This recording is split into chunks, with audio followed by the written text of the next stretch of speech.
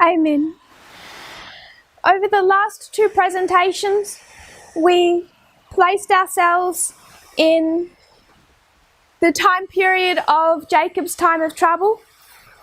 We saw that in two lines from the end of ancient Israel, we're after the cross, we're also after the baptism, Christ's temptation in the wilderness. Then we began looking at Ellen White's dream. She had it in 1868, and we read through that whole dream, that whole passage, and we plotted it on a line as we read each point where there is a growth in intensity of this journey. There's only a portion that even begins this journey. Most of this large group don't even start the journey. A portion begins, but they begin it in relative ease and comfort. And then at each point along this journey, that way becomes more and more difficult. They have to leave their things behind, the things that made this journey comfortable, the luggage, the wagons, the horses. They don't even have to walk at the beginning of this journey. In that early period, God had to lead in a special way because they had not yet let go of their baggage. Once they're finally ready to go on foot, there are cords released from over this wall. No one knows what they're attached to, but no one's questioning it. They're just trusting in God. Those cords begin small. They grow along the path, as they journey along the path. They grow from small to about the circumference of a person's body. So you go from holding it onto it with your hands to holding it onto it with your entire body. Then they let go of their shoes, they let go of their stockings. At that point, she mentions how at every point people are lost along this pathway. And what can they hear coming up from beneath them? She describes music in 4 different ways. So I didn't intend to make a point about that, but I think that it is relevant. There is the anguish, there is the war zone, the war music, but there is also the music of dancing and revelry. There's also the laughter, the swearing, so you have more than one experience that they can hear coming up from the chasm. At each waymark, people are swept off the path and down into that chasm, and they're broken on the rocks. She specifically marks people being lost on that path, falling off the path at this point in time, which we've identified by the context of the line as being between 2012 and 2014, right when we began to have our intense internal shakings.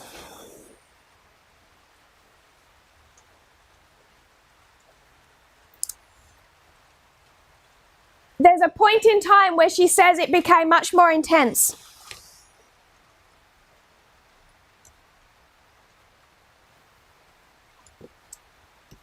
The danger increased. We then suspended nearly our whole weight upon the cords. We marked that as 2014. This was the empowerment of the second angel and the third angel. That's when those lines become much more life and death. If you don't trust the lines in this history, when almost the whole weight is suspended upon them, you will fall off the path. And many people did in this history. A sister mentioned about FFA's July 18 prophecy. What went wrong with them? Somewhere between here and arriving at the beginning of the chasm, people were no longer willing to suspend almost their whole weight upon the cords. Future for America was not willing to do that. Why? Future for America was no longer to do that because what did those cords represent? Parable teaching methodology. And parable teaching methodology in this time period, what is it telling them? Equality, equality, equality. It's telling them that their entire social, conservative, evangelical, conspiratorial, nationalistic mindset was incorrect. That was too much weight for them to put on parable methodology. It was too great a test. So, they were swept off the path into the wicked world below. They had to let go of parable teaching and lines. That's the only way that in the history when you are meant to be in the wilderness, you would accept and pursue a message like July 18. That is in itself,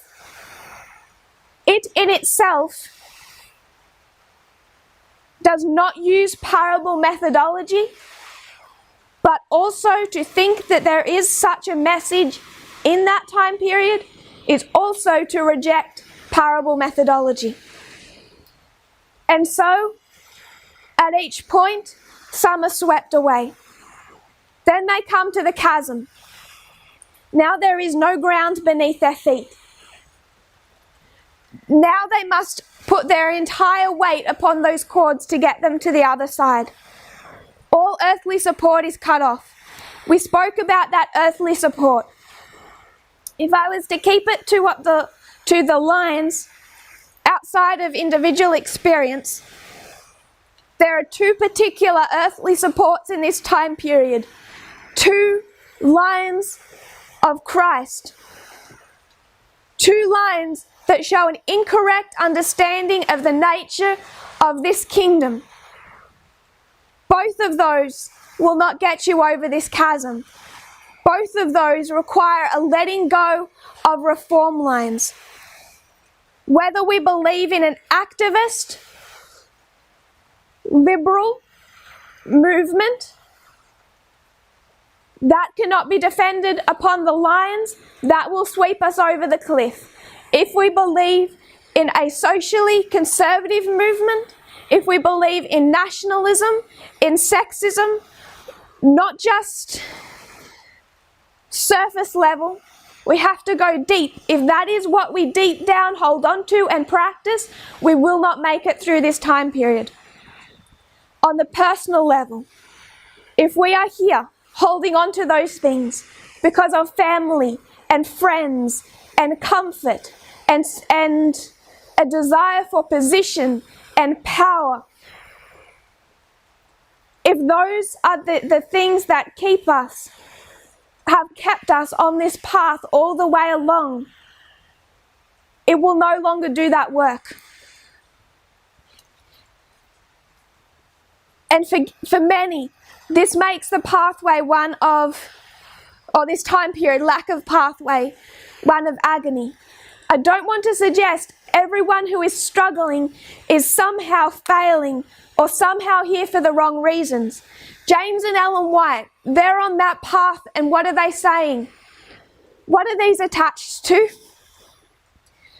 She knows she's questioning, he's questioning. Everyone is struggling, everyone is suffering. That is the experience of Jacob in his time of trouble. But we must come to the point where by faith we say, God holds the lines.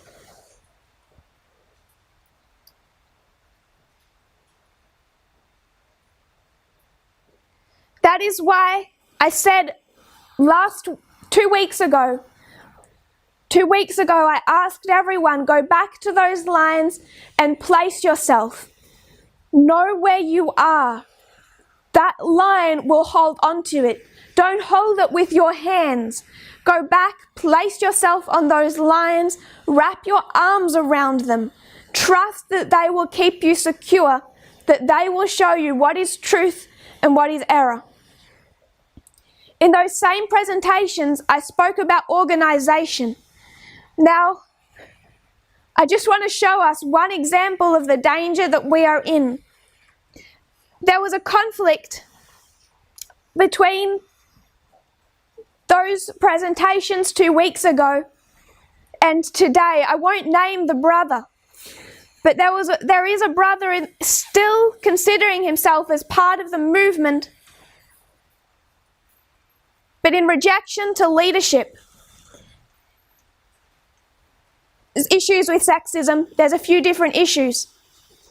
He wrote to me upset about some discipline that had been taken against him. And what I did is I sent him the presentations of 2 weeks ago. I sent him the presentations from Sabbath 2 weeks ago done in Australia. And I said, in these presentations, through the reform lines, we talk about organisation. If you watch the presentations, you'll understand why the leadership has done what they have done. He replied to me the following: what you have said in these presentations is nothing new. It has been existing before. There's nothing new that you're going to bring out in these presentations. I will not watch them. So he hadn't watched them to know that. He knew that I am saying nothing new. I'm not teaching anything new. I'm going back to the reform lines that we have already had. He says, you have been repeating the same thing over and over again. This is a man who believes that he has a new message this movement must accept. I've heard parts of it. It's what we've already taught, so I don't understand his point. But he believes that he has a voice and a message this movement must listen to. And he will not watch any more of my presentations because he says that I'm just repeating the same thing. I'm bringing out nothing new. I'm only saying what has already existed. Therefore, he will not watch. So I know full well that he's not watching now. And yet still in the movement, leading out disciples, leading innocent people to follow him, to join his and others' private chat groups where he's sharing his version, his ideas of truth and error, of the nature of man, of the nature of God, of his understanding of equality. He will not watch my presentations because I'm repeating the same thing. If he'd watched those presentations from last Sabbath, he would have heard me say, come Canada, I'm going to repeat the same thing. And that's all I intend to do here. We are repeating the same reform lines, but they are growing in size. They have been growing in size from the time that they were given to us. So we are repeating the same lines. We're repeating the end of ancient Israel, the beginning of modern Israel. We will repeat Acts 27. We will repeat the revolutions. And if we bring out nothing new in this camp meeting, I hope people have the faith in God's leading to understand why we are repeating ourselves. These lines are what brings us over the chasm. We can't afford to say, if there's nothing new, I won't listen. We can't afford to say, if I don't get a new line, I'm not going to hold on to this one. There is a growth in these lines, but in this time period, we have had no new message. So what holds us? What we've already seen and experienced in these lines. So I want us to come back to Acts 27, and all I want us to do at least through the next few presentations, there are a couple of other things I want us to look at. I want us to place ourselves on the lines that we have been given, particularly over the last 2 years. We won't get through all of them, but there's some specific ones I want us to relook at. A sister asked, are there chat rooms in this movement that we need to avoid? Which ones? We will at some point make a statement about what chat rooms people have created who are not in the message. They may say they are, but they are not. If people are joining those chat rooms to hear studies from brothers who have already rejected equality in practice, who are teaching what is not endorsed by the movement, we do need to say so people know that they are not getting messages that this movement accepts. Another answer to this question, just avoid all chat rooms. I don't like chat rooms. I think people tend to think that somehow in online discussion and debate truth comes out, and it doesn't. It does more damage than good. But that's a separate rant for a separate day. People have freedom to join chat rooms if they like. So we're going to come back to Acts 27, and I just want us to briefly place ourselves on those lines, and then we're going to move on to another study. So I won't redraw the whole lines. I want to keep it larger so that we can see it on the board work. Acts 27 also gives us two reform lines.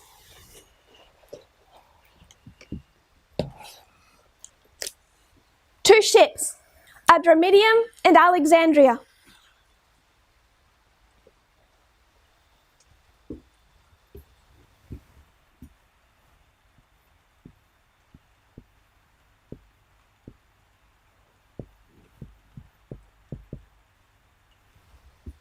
So I won't draw the whole line.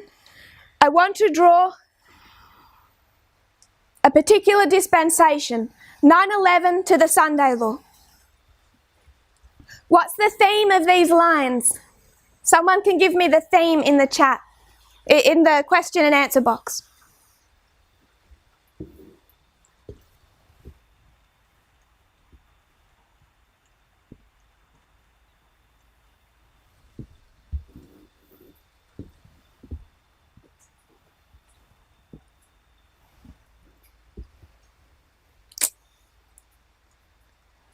Theme of the lines?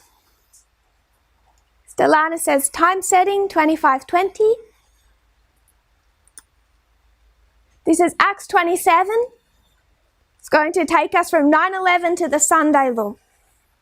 So the theme of the whole lines.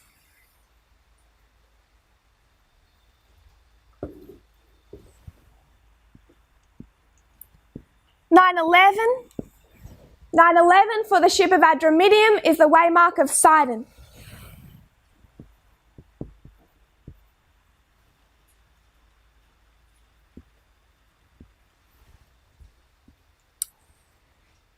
After Sidon comes Cyprus.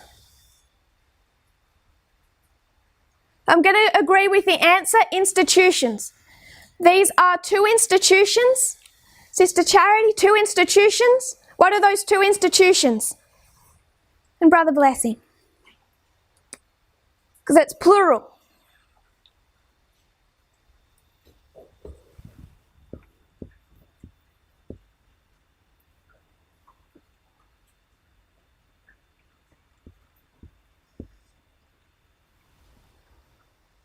USA and SDA. Agreed. So there's two institutions, the United States and Adventism, both raised up in 1798. Both are going to go through this experience from 1798 through to the Sunday law. At Sunday law, those institutions are destroyed, they come to their end. So in the ship of 𝗷𝗴𝗃𝗻, it takes us from Sidon to Cyprus to Myra.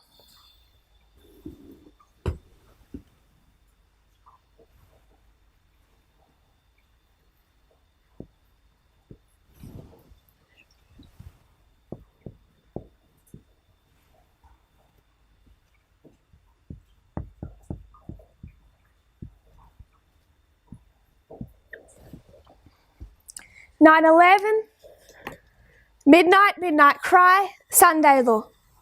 So in this line, there's only one waymark for midnight and midnight cry. Where do we have a precedent to do that? Where else do you only have one waymark for midnight and the midnight cry?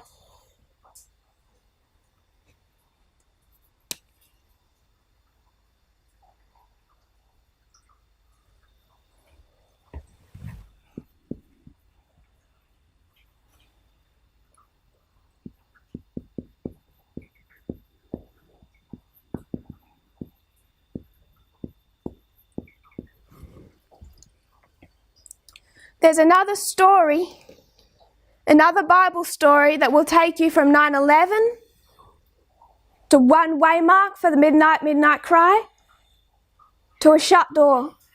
What's that story?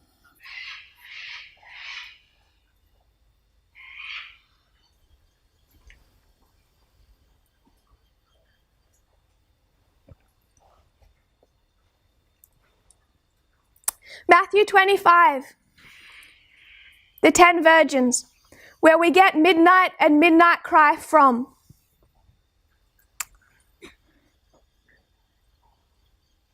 So if you were to go to Matthew 25, verse 5, while the bridegroom tarried, they all slumbered and slept. So verse 5 is what waymark? The bridegroom tarries, they slumber and they sleep. The tarrying we mark at 9/11. What did Paul do at Sidon? He tarried. So we have Sidon lining up with 9/11, and there's the tarrying time. Verse 6, and at midnight there was a cry made, behold, the bridegroom cometh, go ye out to meet him. Then all those virgins arose and trimmed their lamps. And shortly after that we have the shut door. So there is the tarrying time on one side, the shut door at the other, and it speaks of midnight and midnight cry as being one waymark. So this is not something that does not have precedent. And what is their experience at this waymark, Cyprus? So that we know that from this time period, midnight cry, here combined into one, here begins the Sea of Cilicia and Pamphylia. This is the overturning of a nation made up of every tribe. So what is being overturned here?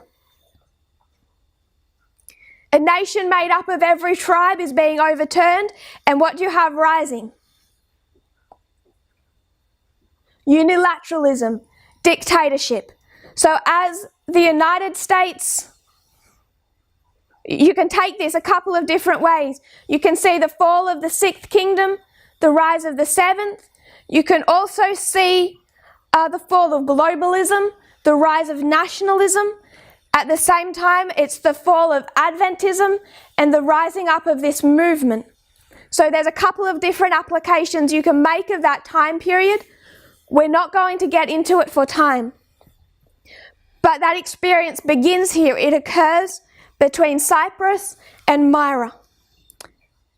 At Cyprus, what do they encounter? This history of midnight cry. 2 false prophets, 𝗂𝗶𝗃 and Simon Magus.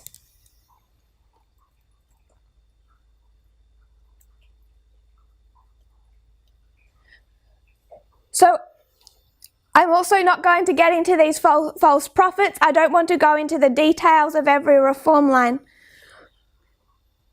But just to remind us, what did we do last year? 2018 last year. We made application. I'm not sure if everyone understands that clearly. That when Acts 27 was taught over the last 18 months, we used an application in understanding 𝗂𝗶𝗃 and Simon Magus. From the very beginning of the sharing of Acts 27, post-October 2018, we were making the point that there is an internal counterfeit message to the midnight cry. we began explaining that, expressing that very early on. So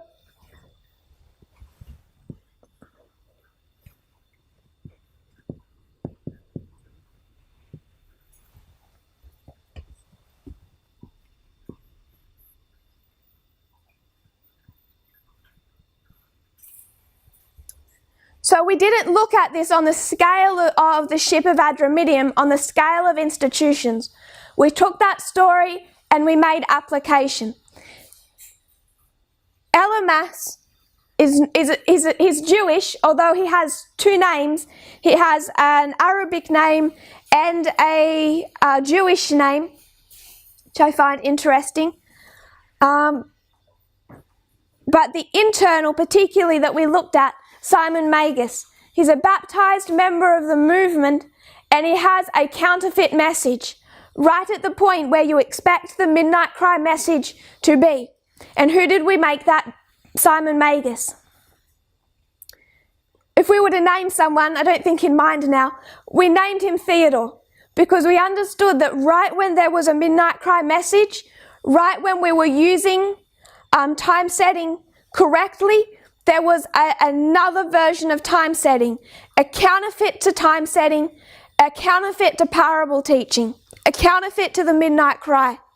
So when we took this line, we made application. If for the institutions there's an internal counterfeit at the midnight cry, then for this movement there's an internal counterfeit to the midnight cry. And we used that to identify, to prepare people for what was already developing inside the movement. So on the scale of Acts 27, that was an application. So we would need to look at that again to make an application on that scale of 9/11 to the Sunday law. Now we're talking about 2019 to 2021. Now we're talking about the time period we're currently in, not the midnight cry of 2018. Now the swelling cry that we are currently in must also have an explanation for an external and an internal threat.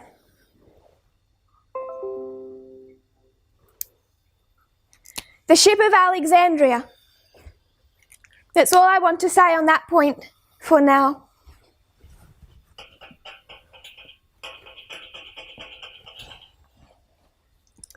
The ship of Alexandria. I'm not going to draw that whole journey again from 1798. Again, we will do it from 9/11 to the Sunday law.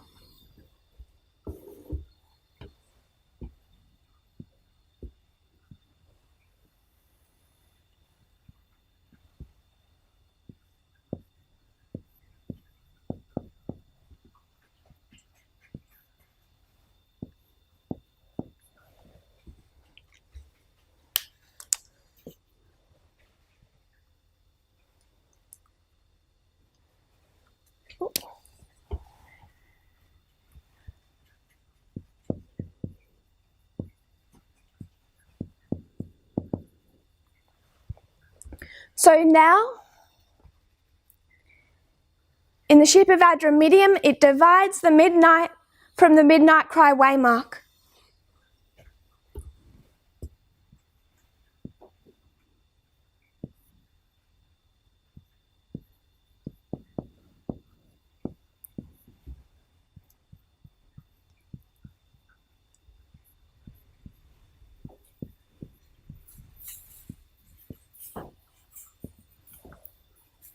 Remember, the theme is institutions.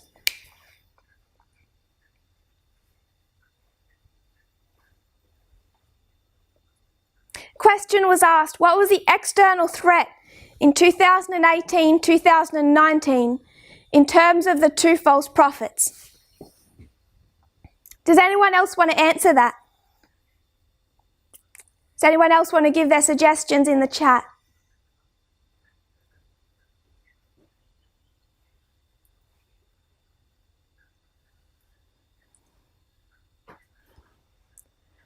What was happening externally through those waymarks?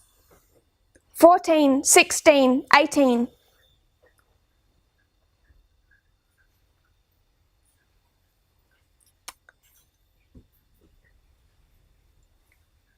So Brother Esteban says, Moore's Fahrenheit 11.9 versus the Trump prophecy. I would suggest, I would agree with that. So externally, you have two streams of information. Internally, you have two streams of information. So there is a true stream, a true prophet. At that point in time for the Nethinims, who's their true prophet? Michael Moore, Fahrenheit 11.9, saying this is the last president of this republic. He's going to end the republic. Linking him to November 9, the events that have occurred through history on November 9. Then you have a false prophet, the Trump prophecy, the idea that Trump is raised up of God as a modern day Cyrus. The problem is those inside the movement are impacted by both. It divides Nethinims, it divides externally, it divided these two institutions. I hope we can see that what's happening, not just then, but continues to happen, is dividing those institutions. And a house divided itself against itself cannot stand. So you have an external prophet and also an internal false prophet. The external false prophet is nationalistic and sexist and homophobic. The internal false prophet is nationalist and sexist and homophobic. One speaks more to the external, one speaks to the internal.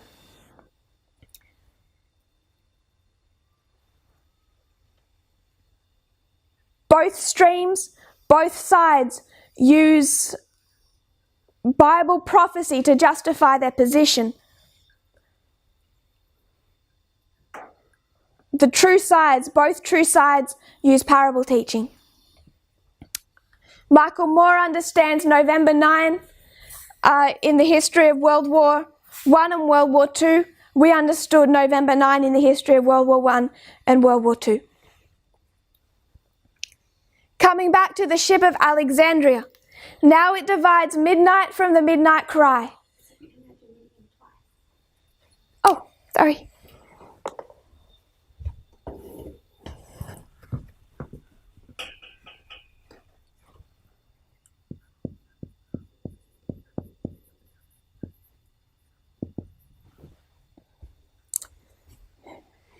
Now, when we're speaking about these lines, in the context, they're speaking about the United States and Adventism. They're lines of institutions. So when we speak about two false prophets in the lines of the institutions, does that relate to this movement exactly?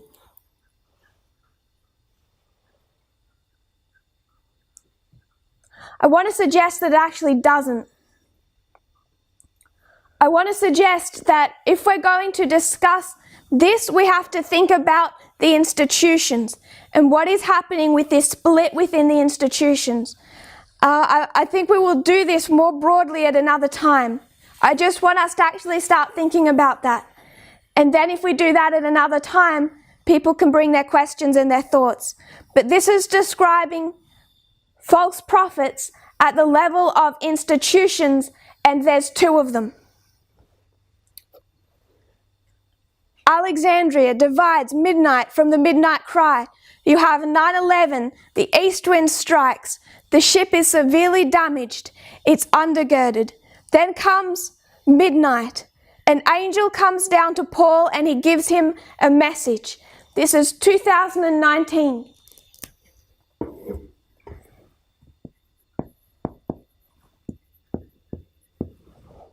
What was this message?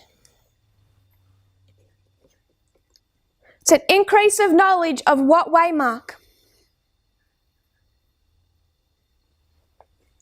They're warning, the angel is warning Paul that the ship is about to be shipwrecked.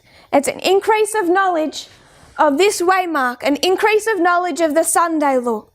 This is the dispensation of the early rain for the 144,000. That's why we're seeing Paul go through this experience. He represents the 144,000, and he has an increase of knowledge on the shipwreck.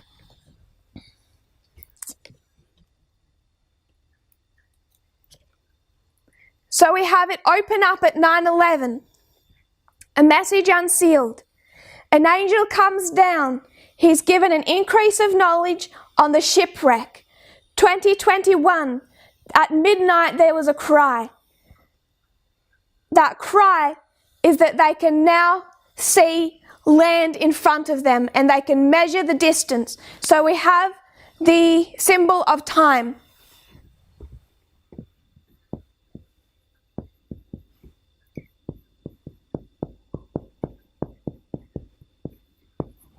So where are we on these reform lines?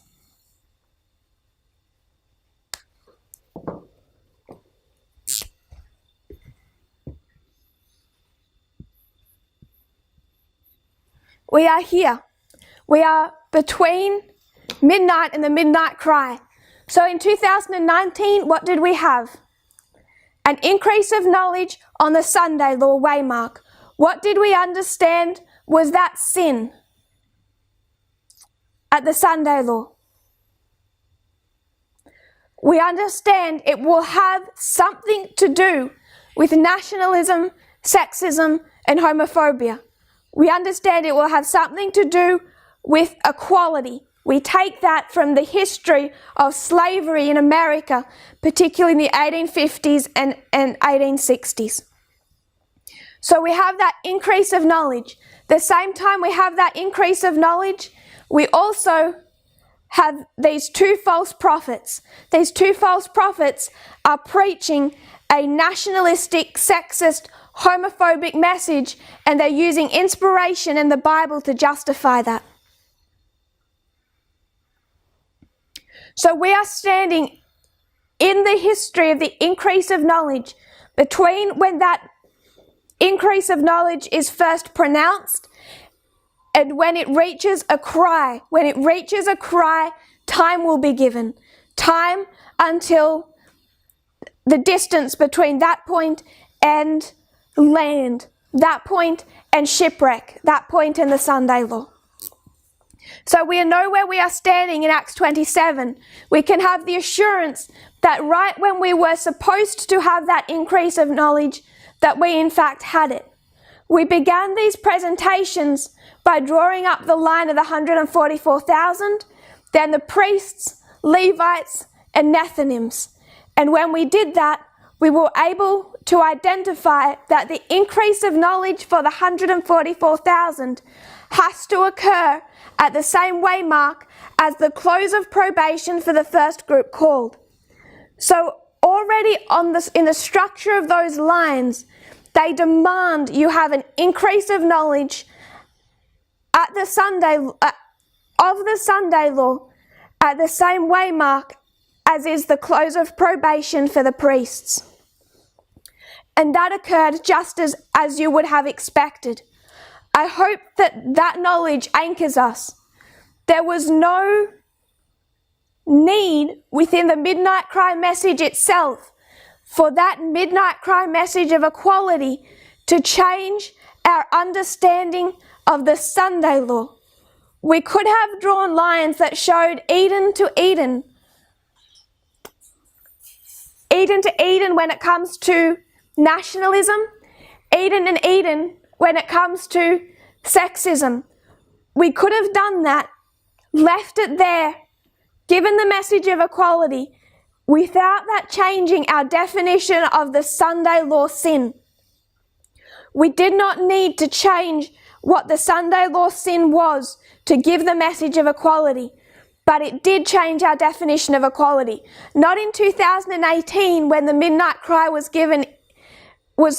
first given, but in 2019. Our understanding of the Sunday law could not have changed in 2018 because 2018 was not the close of probation for the priests. The message of the Sunday law had to come connected with our close of probation. And the fact that that was given last year should give us an assurance that the waymarks are fulfilling just as the structures dictate that they should. How much longer do I have? Okay. So we're finished with Acts 27. We understand that we have given that increase of knowledge. We are continuing to understand and refine our understanding of what that sin of the United States is. It continues to swell. We are in that swelling. Come Panem, we know that the cry will be made. We will have a more complete, more thorough understanding of what that Sunday law waymark looks like. As much as it seems easy right now to say equality, the waymark is more complex. Equality over what issue? Is it something that relates to nationalism? Is it something that relates to sexism? Is it something that relates to homophobia? Is it something in Congress? Is it something in the judicial branch of the United States? We have a more complete understanding to grasp of the Sunday law. We are in the swelling of that message. The increase of knowledge was given just as it should be. The formalization will be given just the same.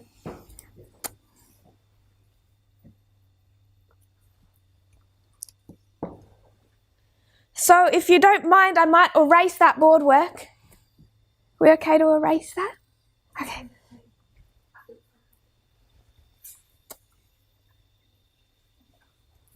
We're a little short on space.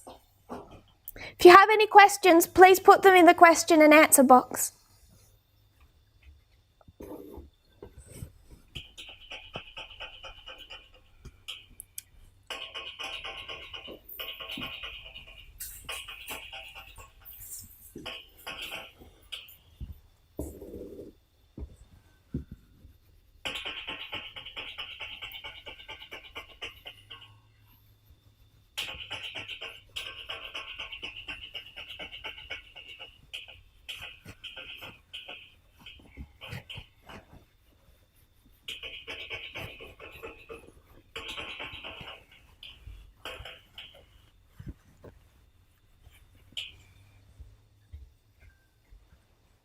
No questions. You're a good crowd. So I wanted to start with Acts 27 because that's where we particularly began. That's usually my first thought. And because it gives us that history of the increase of knowledge towards the Sunday law. The Sunday law is the shut door, the lines of institutions. It gives us more of an anchoring of that history, of that swelling of the message of the Sunday law. Because while it is about institutions, that same dispensation that we drew is also the increase of the early rain for the 144,000. So you can look at it from two perspectives. It is that swelling of a message that will show that for the institutions that will show their fall at the Sunday law. It's also the swelling of the early rain for the 144,000. So we looked at it from both perspectives. Where I would want to go to now is where I think lines that we must review before we go on to any other line. We really have to come back and look at the lines of the revolutions. Without understanding where we are on the lines of the revolutions, will determine where we place ourselves in other reform lines. So to come to understanding the lines of the revolutions,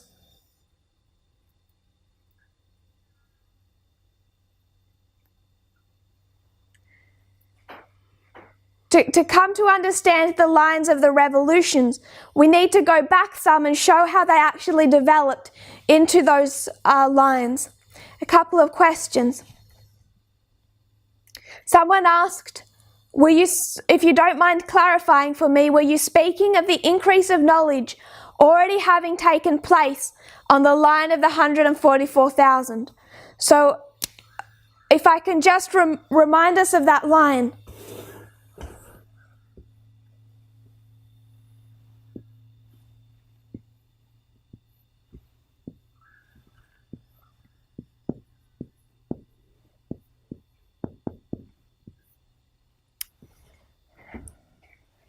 Make that a little bit.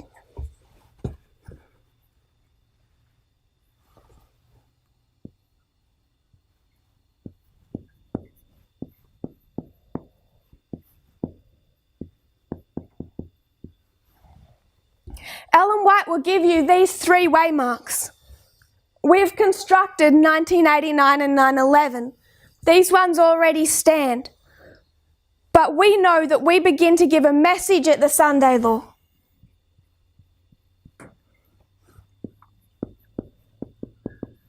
We already agreed that that was 34 AD for the end of ancient Israel, the history of the first Advent. So before Jewish people can go to the Gentiles at 34 AD, what has to happen? There's going to be a systematic preparation of the people of God to do that work. So all that we have constructed, where we construct 1989, 9/11, and that experience, is we have constructed for our own time the preparation that must take place to give that loud cry message to the world. We see that that occur under John the Baptist, under Christ, under the disciples back to the church. And we've been able to construct that so that we know what's going to happen, what must take place in Adventism prior to the Sunday law for us to be fitted up and ready to go to the world with the loud cry message. So this is all the preparation. And it fits the model of agriculture. Ploughing, early rain. Ploughing, early rain, latter rain, harvest. Every dispensation has an increase of knowledge.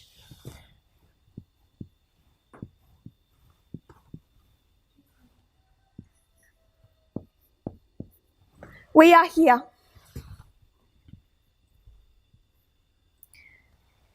This is 2019, this is 2021, often named after battles, Raphia and Panium, battles found in Daniel chapter 11.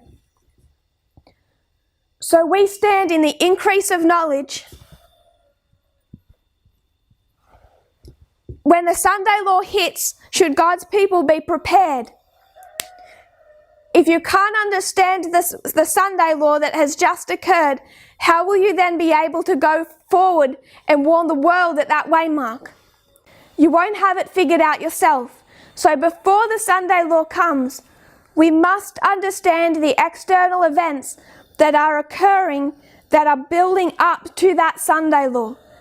That occurs through an increase of knowledge and a formalization.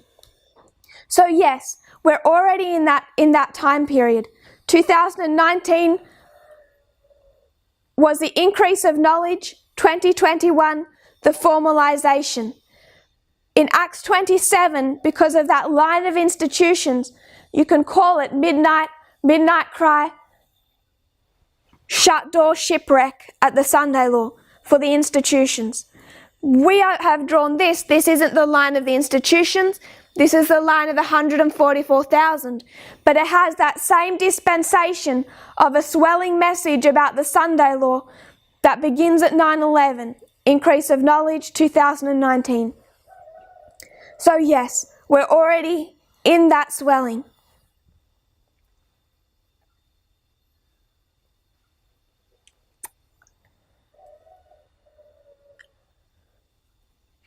Coming back to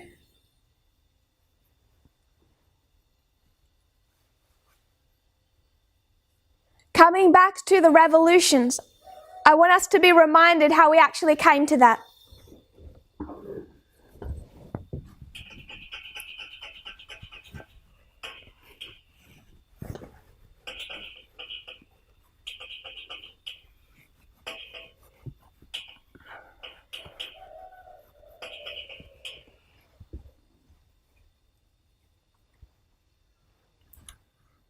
take us back over that history. So, I'm going to draw the line of the 144,000 again. I'm just going to make it higher and a lot bigger.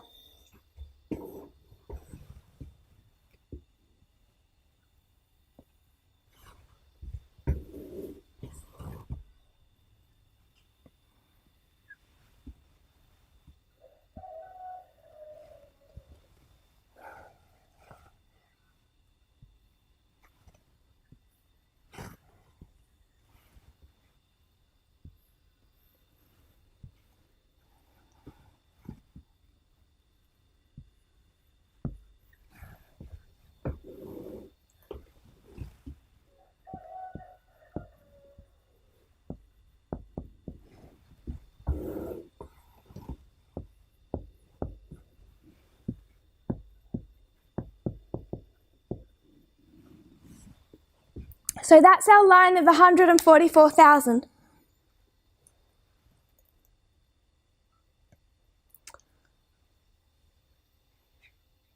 We have particularly these three middle waymarks. I want to focus on those. 9/11, Sunday law, close of probation. When we come to the beginning of modern Israel, the history of the Millerites, what are those three waymarks? Someone can tell me in the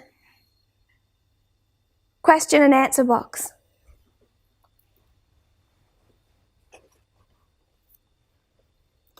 What's the waymark of 9/11, Sunday law, close of probation?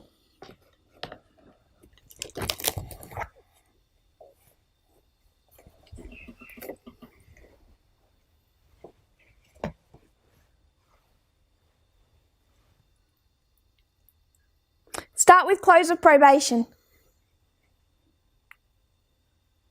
I'm doing the Millerites as we've taught it in the past.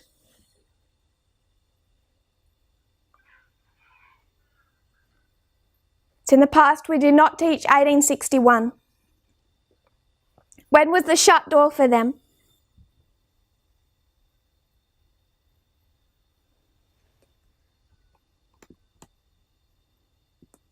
October 22, 1844.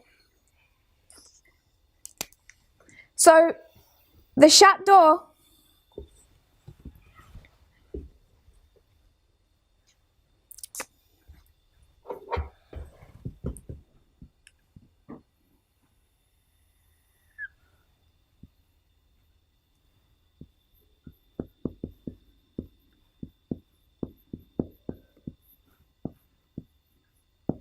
it was October 22, 1844.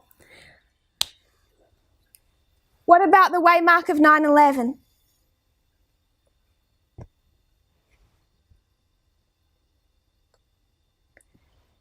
Sister Elaine has drawn them out for us. She's April 19, August 15, October 22. Maybe not that so far back into our teaching. Sometime around when I entered the movement, but people don't know when that is. I agree with the first and the last.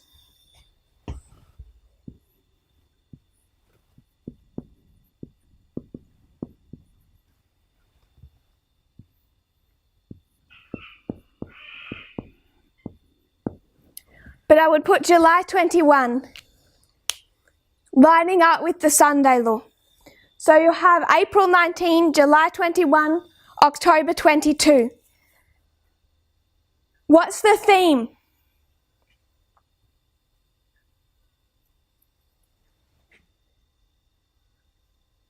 What theme are we following?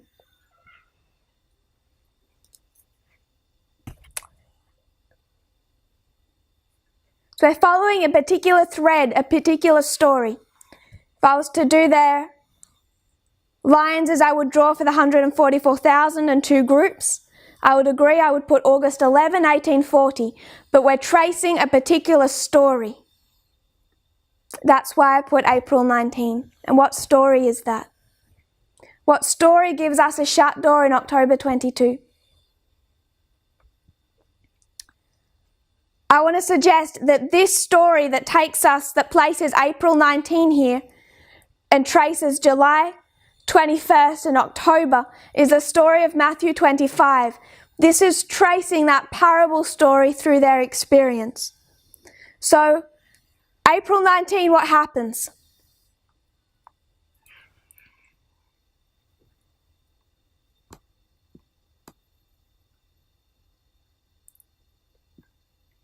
Yes, 10 virgins. April 19, Matthew 25, what verse? The tarrying time. So you have a tarrying at April 19.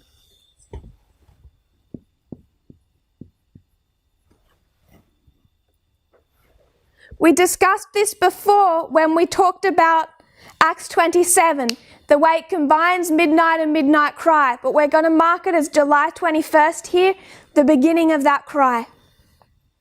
So you have April 19, a tarrying time, then you have July 21, what begins here? A cry is made, the bridegroom is coming, go ye out to meet him, and then the bridegroom comes, October 22. So this story that places us in April 19, marking 9/11, then takes us through the tarrying time, the cry, the bridegroom is coming, go ye out to meet him, that now has time attached, that then takes us to October 22, when 5 of those virgins were foolish and they find the door closed, they cannot enter, the division. So this story that we've been drawing on these lines is just the story of Matthew 25. It's in the context of this story that it's going to talk about July 21st.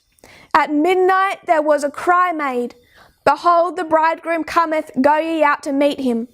Midway between the spring of 1844, where it was at first supposed that the 2,300 days would terminate, and that point in the autumn of 1844, to which it was afterwards ascertained that they really extended, just such a cry as this was suddenly raised.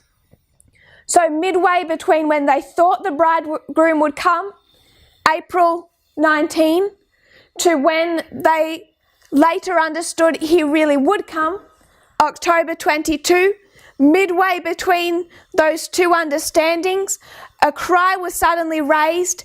That cry was raised on July 21st. In the parable of the 10 virgins, this is midnight.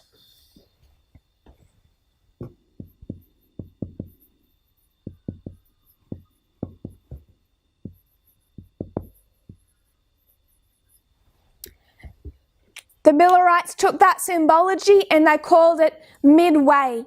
And they understood that not just as a symbol was it midway, it was a literal fulfillment in their time.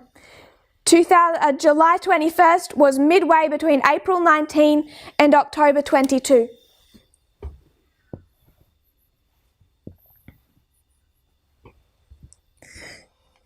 So when we understand Millerite history, is this talking about 9/11 Sunday law close of probation?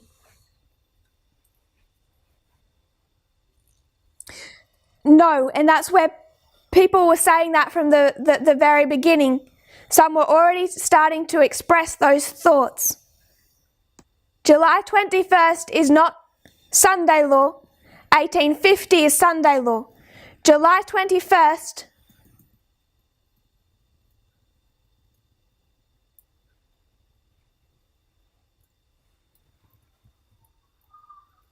July 21st is midnight, is that middle way mark, is the beginning of the cry for what group?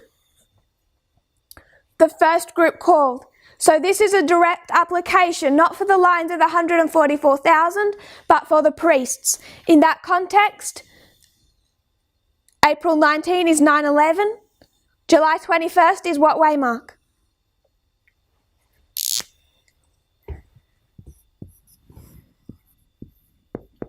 (2014). October 22 is what way mark?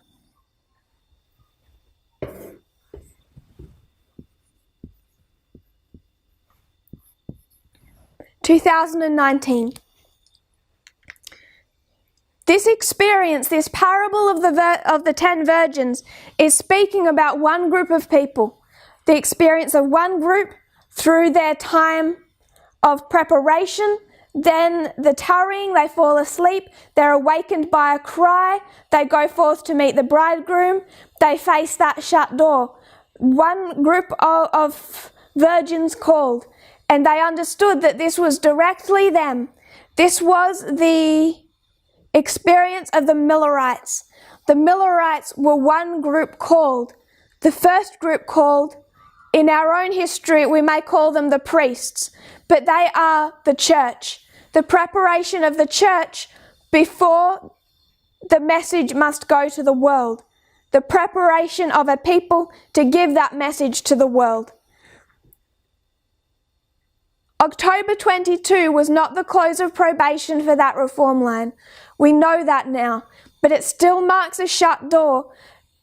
And we can take that shut door, even that symbol comes from the parable of the 10 virgins.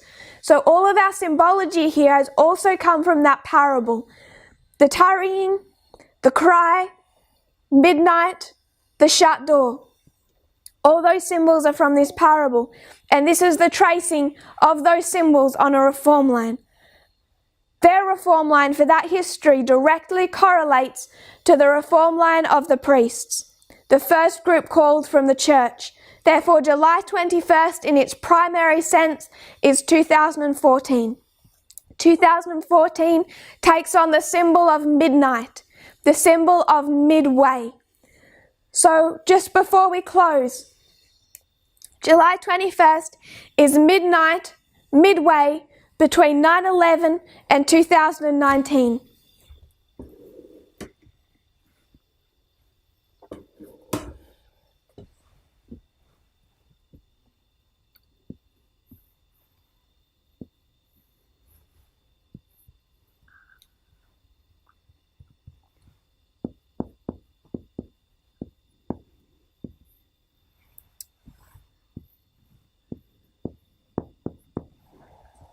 July 21st,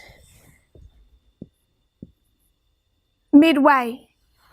2014, midway.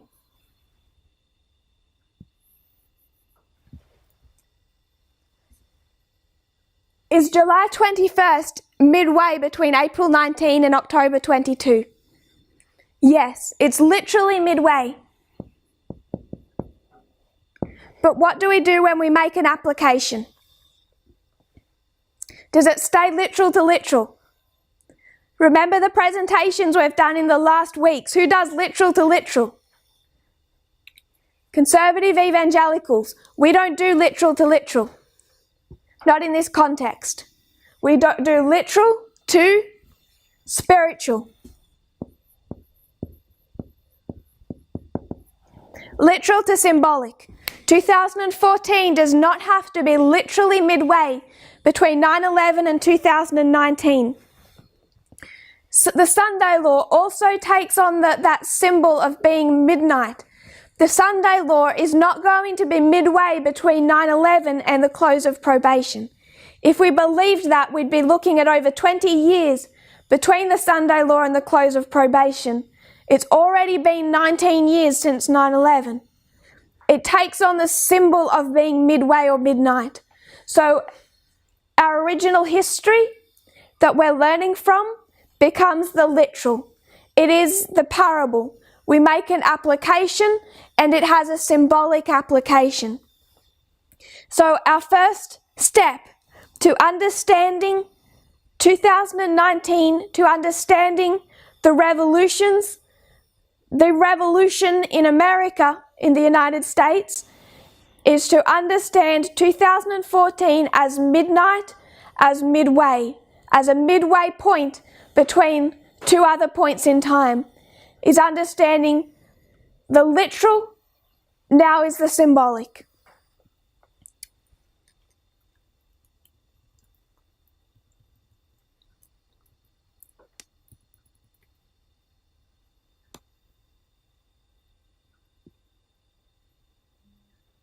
Question asks, what day would mark the second advent on that fractal?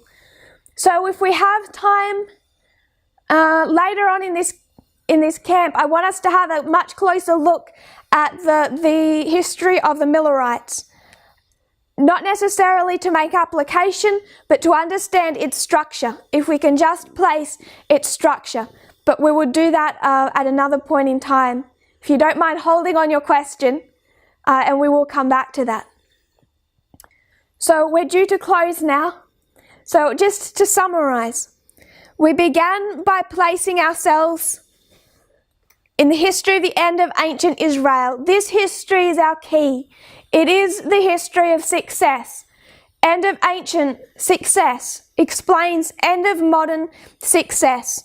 We traced the whole overarching reform lines, 144,000 priests, Levites, Nethinims, and then we did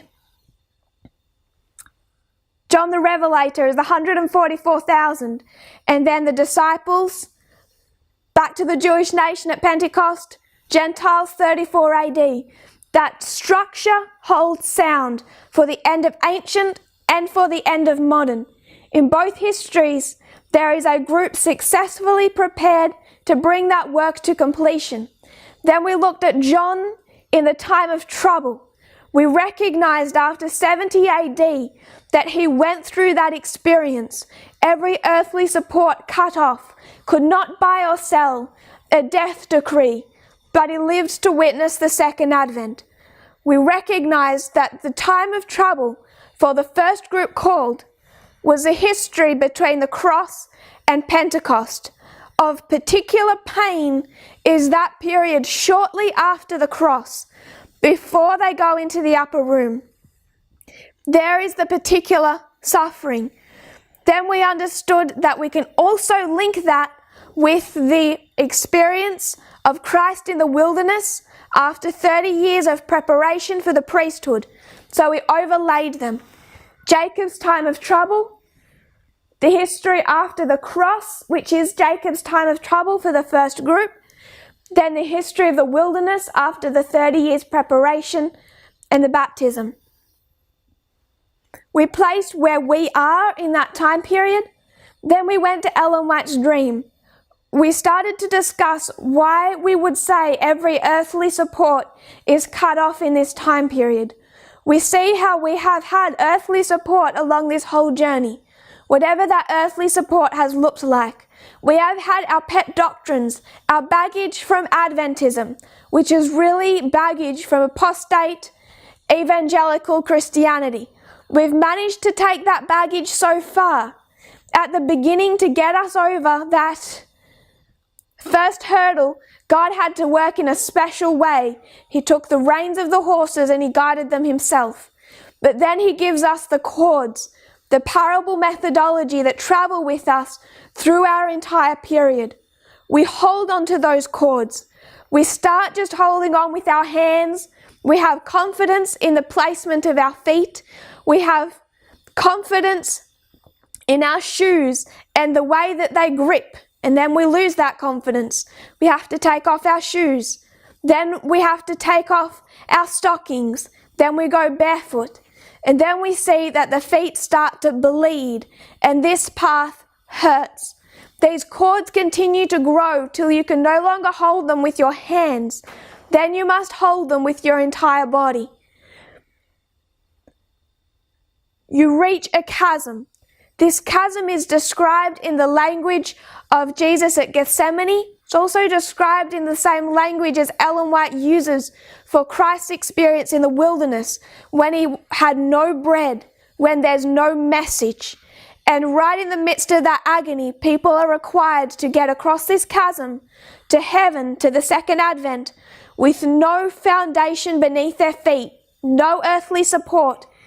The only security they have is in the lines in the parable methodology.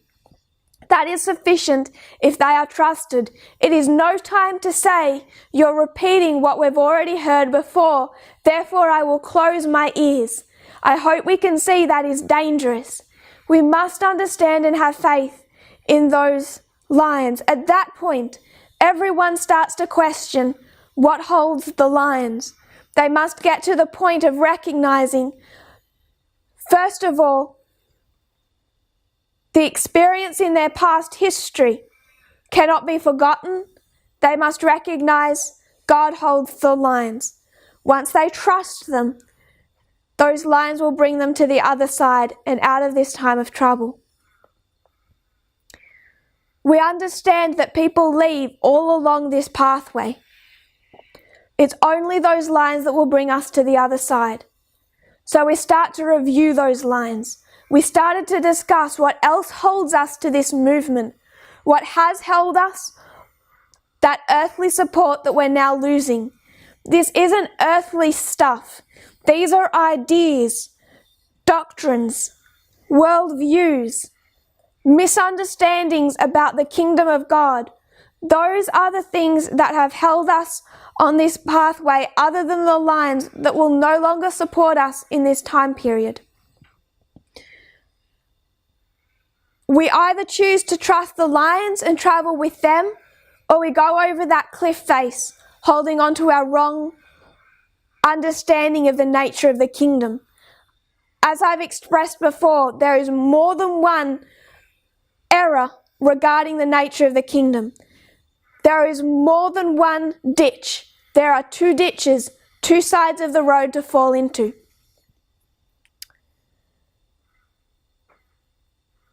Then we went back to review our different road, different parable. Then we went back to review our lines. We went back to Acts 27. We showed how both the line of the institutions and the line of the 144,000 show us this swelling of a message that warns the institutions that they're about to be shipwrecked. But it also prepares the 144,000 for the Sunday law. It helps us understand what this waymark looks like, how to prepare for it. And that increase of knowledge came right on time in 2019, understanding that the message of equality had implications for the Sunday law itself, for the sin of the United States itself. Once we established that in Acts 27, we then moved on to understanding, to starting to review the lines of the revolutions. And we wanted to go back. We needed to, before we could understand the revolutions, we had to first understand how we got to them, how we made 2014 midnight and midway. When we remind ourselves how we made 2014 midnight and midway, then we can start to understand the literal histories of revolutions that built up that study. And we will continue with that tomorrow. Please, as people have questions, please continue to write them in. Even if they don't relate directly to this study, we will be looking at other studies. We will be looking more closely at the line of the beginning of modern Israel, the history of the Millerites, because we need to apply ourselves after October 22. We need to understand the two lines for that history, where after October 22, we are also, as was presented 2 weeks ago, after 1861. Two lines from the end of ancient Israel. We're after the baptism. We're after the cross. We particularly want to leave this camp meeting with those 4 lines locked into place. But first of all, the revolutions.